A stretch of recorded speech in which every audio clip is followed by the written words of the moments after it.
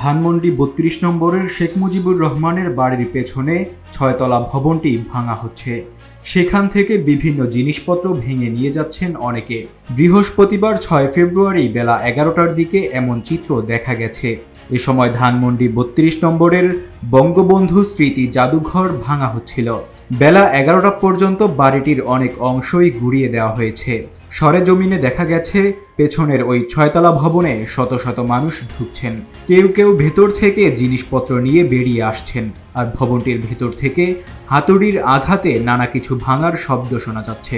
ওই ভবন থেকে যেসব জিনিস নিয়ে যাওয়া হচ্ছে এর মধ্যে বেশিরভাগই শেখ মুজিব ও তার পরিবারের সদস্যদের নিয়ে লেখা কিংবা পরিবারের সদস্যদের লেখা বই রয়েছে।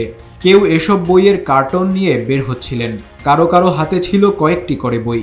এসব বইয়ের মধ্যে রয়েছে অসমাপ্ত আত্মজীবনী, কারাগারের রোজনামচা, secret documents of intelligence branch on Bangabandhu Sheikh Mujibur Rahman volume 3, জনসমুদ্রে এক মহামানব, জাতির জনক ও শেখ রাসেল সহ ইত্যাদি।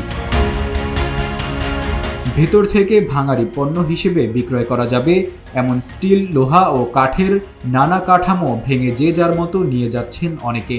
স্টিল ও লোহার কাঠামো ভবন থেকে ভেঙে ভেঙে কয়েকজনকে নিচে ফেলতে দেখা যায়। নিচে থাকা কয়েকজন এগুলো রিকশায় করে অন্যত্র সরিয়ে নেন। যারা এসব লোহা লক্কর নিচ্ছেন তাদের বেশিরভাগই নিম্ন আয়ের মানুষ। আল আমিন নামের এক ব্যক্তি লোহার কিছু কাঠামো নিচ্ছিলেন।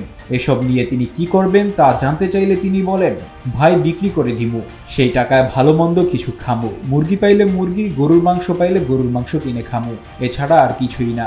ভাঙা বাড়ির সামনে দাঁড়িয়ে এক ব্যক্তি বলেন, এই মহিলা নিজের জিদ দিয়ে দলটাকে একেবারে শেষ কইরা দিয়া গেল। সকালে ধানমন্ডির ৩২ নম্বরের বাড়িটির সামনে মানুষের ভিড় দেখা গেছে। শত শত মানুষ ওই বাড়ির সামনে আসছিলেন, ভিডিও করছিলেন, ছবি তুলছিলেন। সকাল 10:30টার দিকেও একটি এক্সকাভেটর দিয়ে বাড়িটি ভাঙার কাজ হচ্ছিল, তবে মাঝে ঘণ্টাখানেক সময় ভাঙার কাজ সাময়িক বন্ধ ছিল। ফেসবুকে শেখ হাসিনার বক্তব্য প্রচারের ঘোষণাকে কেন্দ্র করে বিক্ষুব্ধ ছাত্র জনতা গতকাল বুধবার রাতে ধানমন্ডি ৩২ নম্বরে ব্যাপক বিক্ষোভ করেন। এক পর্যায়ে শেখ মুজিবুর রহমানের বাড়িতে ভাঙচুর ও অগ্নিসংযোগ করা হয়।